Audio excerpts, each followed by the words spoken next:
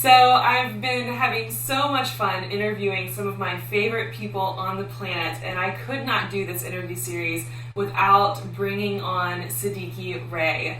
Siddiqi Ray is one of the most amazing people I've ever had the pleasure to meet, and is actually calling in right now from Australia, where she's been on her soul portrait tour. And Sid is actually responsible for all of the beautiful photos that you guys have seen on the Yogipreneur. So Siddiqi, thank you so much for joining me here. Oh my God! It's my total pleasure. I love this. I love you. You're just totally helping kick my asana in the business world. So I'm just thrilled. I'm thrilled that we get to work together and play together and occasionally cry together. Well, actually, I cry and you just witness. But anyway, you know what I mean. Me too. I absolutely adore having you in my life, and I am so wanting for you to share your incredible story because, you know, many people don't know this who've seen kind of your work has become pretty predominant in the whole transformational world. A lot of people see, oray.com on all these gorgeous images, but what they don't know is this incredible journey you've been through to get to where you are doing these Golden State soul portraits. I'd love for you to kind of give us the short version of, where you've been and how the Golden State Soul Portrait came to be. The epic quest. Yeah, the epic quest. You know, it's funny, Rachel, because I love public speaking, and I'm cutting like this little demo reel of my public speaking, and I just got downloaded the last Spiritual Marketing Quest presentation that I did. And I was just watching it this morning, and I was just kind of tearing up, like just thinking about, it hasn't really been that long. I've been a professional photographer for 23 years, and the soul portrait is 2 years old.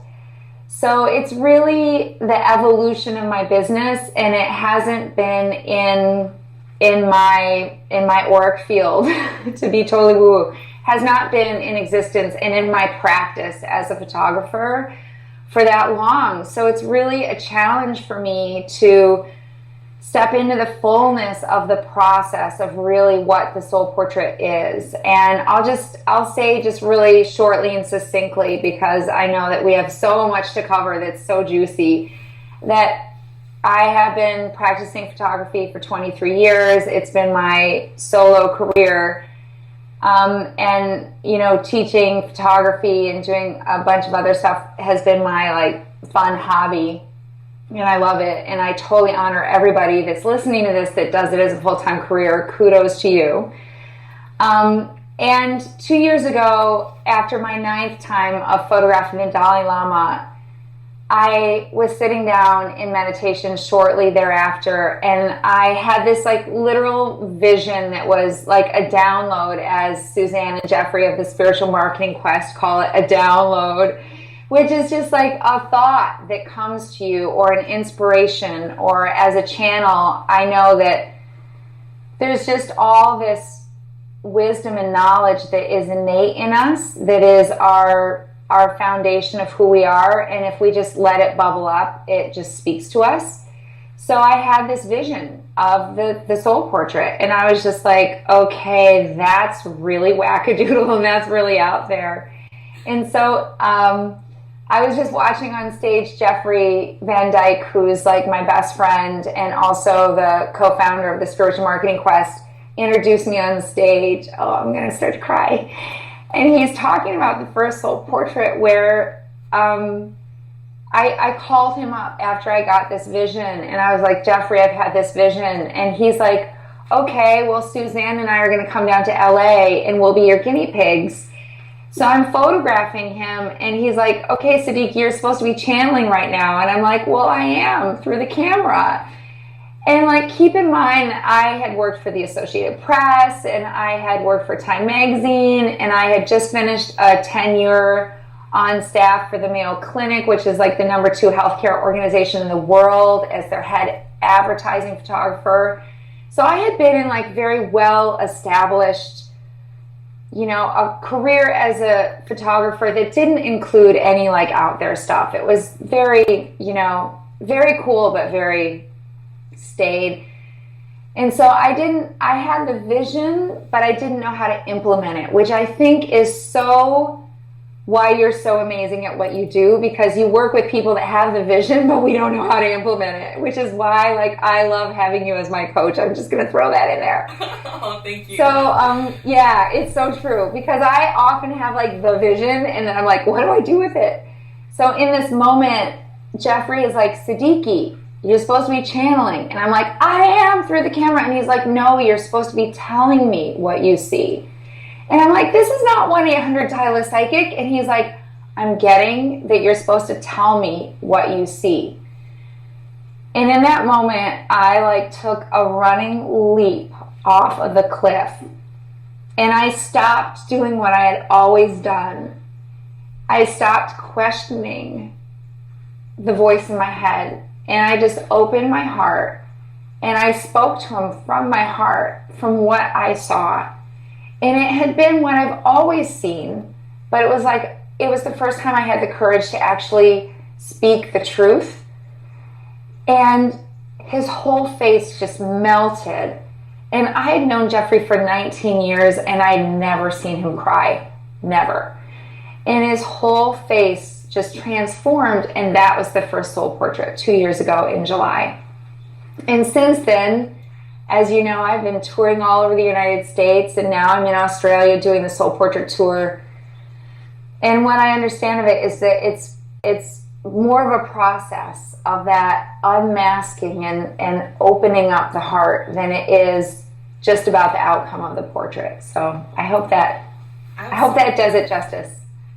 It's such an incredible story, and some takeaways just from what I have learned from you is, because we are so opposite ends of the personality spectrum and our whole makeup, things I learned from you are things like meditation and actually taking the time and making that stillness such an important practice, because you never would have had that inspiration. You never would have gotten the vision if you couldn't get really still. And that's, I think, really important for someone like me to learn, because I'm always go, implementing all the time, but sometimes forgetting how important that vision is and how important it is just to listen to myself and to spirit. That's right. And, I think that for me, when I'm really lost in my emotions and in overwhelm, which, as you know, as my biggest business coach, I spend 50% of the time at least in emotion and overwhelm, I come back to what I know. And for me, there's a couple of basic foundation things. And one is get on my mat, go to a yoga class, get myself wrung out, get the physical wrung out, go for a run so that I get the deep breathing going on, get on my mat, and meditate. And I think the myth about meditation really is that you're going to have a peaceful experience about it. That you're going to sit down and light some incense or light a candle and that it's going to be peaceful. And you know what? It's not. It's not. I'm here to tell you it's not. I did the first ever research study at Mayo Clinic. It had never been done in mindfulness training in yoga. It's a published research study. And it was 40 days, 60 people, of the most high-strung people at Mayo Clinic. And I had them for an hour and a half every day. And one of the things I had them do is meditate every day. We did meditation, we did yoga, we did mindfulness-based eating, and we did journaling. And we had the most amazing results. And of all those things, the hardest thing for them to do was to sit down for 5 minutes a day and do nothing. They could do an hour and a half of hardcore vinyasa flow yoga every day at 5 a.m. in the middle of the winter. But for them to sit down for 5 minutes and do nothing and just breathe was torturous.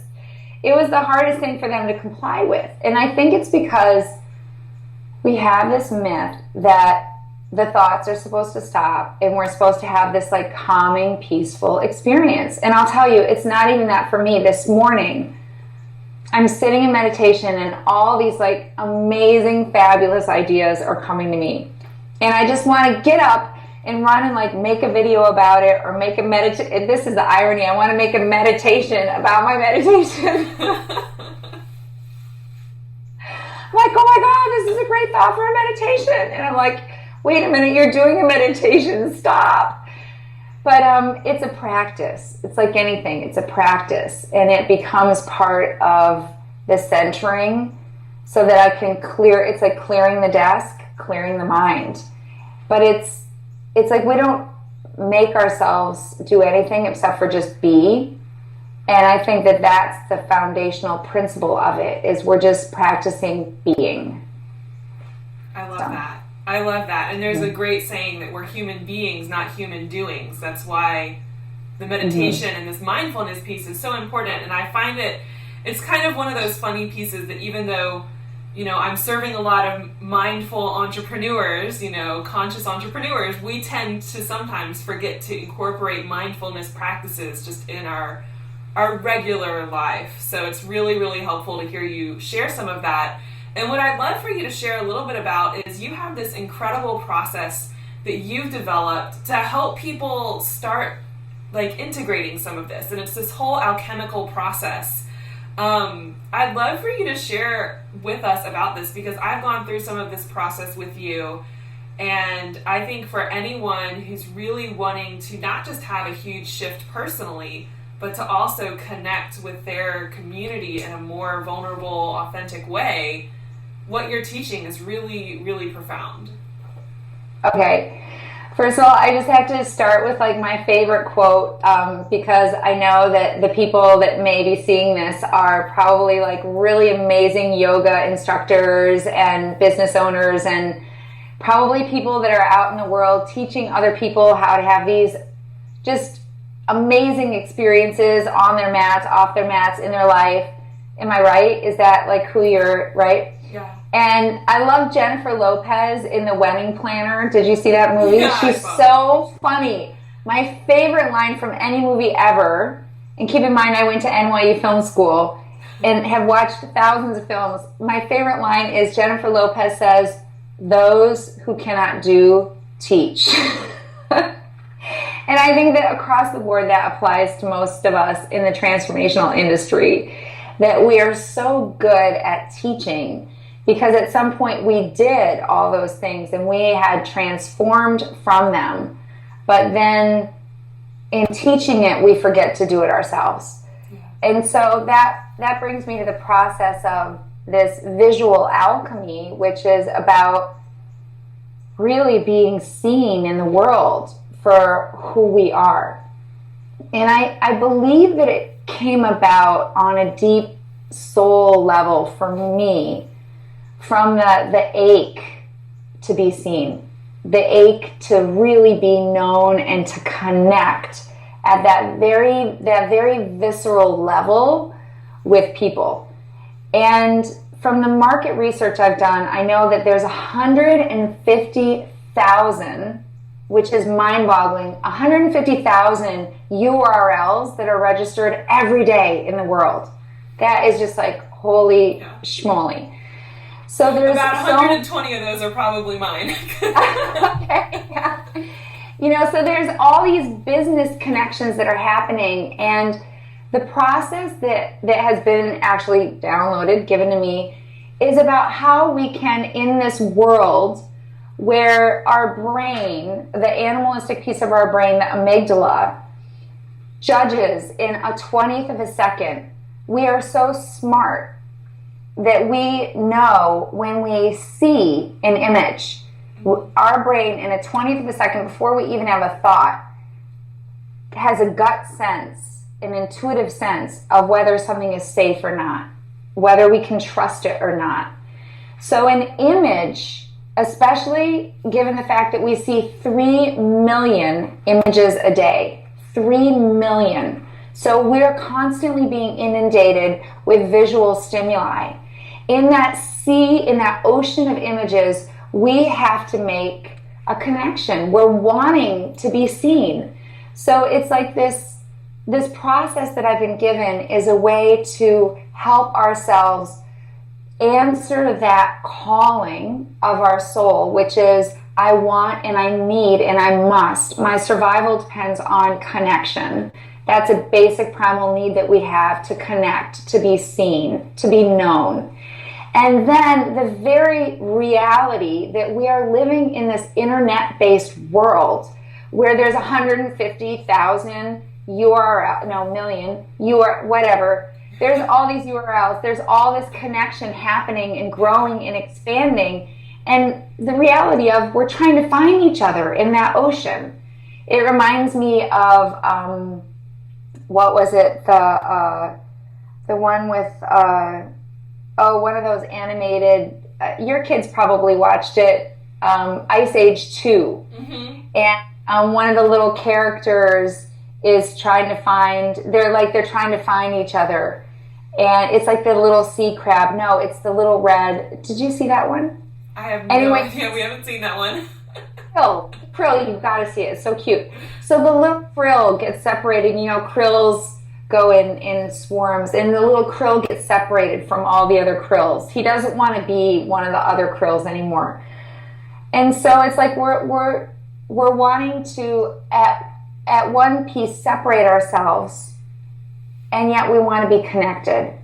You know, it's like we want to differentiate ourselves, and yet we want to be connected with that which feeds us. And this process is about leading you through the places in you that don't want to be seen. And so it's called alchemy because we all have lead. We all have this societal underpinning of fear of, what if I am seen, then rejected? Or what do I need to do to be seen but be acceptable? And in my 23 years as a photographer, there was not one damn photo shoot that I went to with a woman in particular that the woman didn't say something along the lines of, at the high point, I hate having my photo taken, and at the low point, are you going to make me look good? There was some disclaimer about looks and I don't like this. That's the lead in alchemy. And the process is about using mindfulness and using this whole shift in consciousness to really bring about a change so that you're not showing up in front of the camera for your soul portrait wanting to be anything other than who you really are.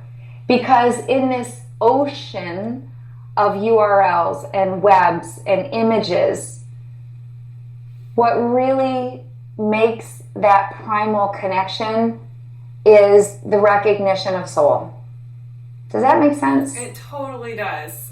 It totally does. I'm so excited about this because I know it works, because my new series, The Alchemy Lab, is this TV series of people that I've done their soul portraits, and they've had ridiculous experiences of success as a result of allowing themselves to be seen, not only to the world, but to themselves. Because we've been hiding out, right? We've been hiding out and playing small. Anybody that shows up in front of a camera afraid has that fear. So what it is, let me just give you some nitty-gritties, is it's meditation. There's some meditations, and I'm always developing new meditations to help people break through and sometimes break down, to break through and break free of that lead, those internalized messages of criticism, of shame that keep us hiding out and hiding out from the world and seeing ourselves. And then it's some other processes of coaching, and I actually am now having people do a lead rant video where they send me a 1-minute video of their biggest fears of being seen. Like, if I was really seen, this is my biggest fear. And we watch it together and we talk about it. And so there's this whole process that's developed so that before you even get in front of that camera lens, you're so clear as to what has been keeping you from showing your gold to the world. It's like we've been hiding the juiciest, most beautiful pieces of ourselves for fear. Yeah. And when we show it to the world, it is magic, because that 20th of a second, when we shine our souls in the world, that's what this Alchemy Lab TV series is about when we do that, the magic that happens, not only for us, but for everybody else that sees it. That's incredible. It's such an incredible process. And I have to say, as someone who comes at this from a marketing business perspective, you know, I had my soul portrait with you after Thanksgiving last year, and suddenly I was like, okay, everything is going upgraded. I completely had to redo so much of my branding and everything, because I was like, this is me. For the first time, I had something that felt real and like me, and not like I was distracted thinking about other things, or I was thinking about how I hadn't lost weight from being pregnant, or, you know, I wasn't thinking any of those things. It was the most beautiful I had ever felt, and you captured it. And even though I was not perfect, it was beautiful in the imperfection. So I loved it. I absolutely loved it. And I have to say that for so many people, this is a missing step as entrepreneurs who are doing this kind of transformational work, is making this like heart connection with people. And this is one of the ways to really learn how to make that via the internet. It's really, really quite incredible.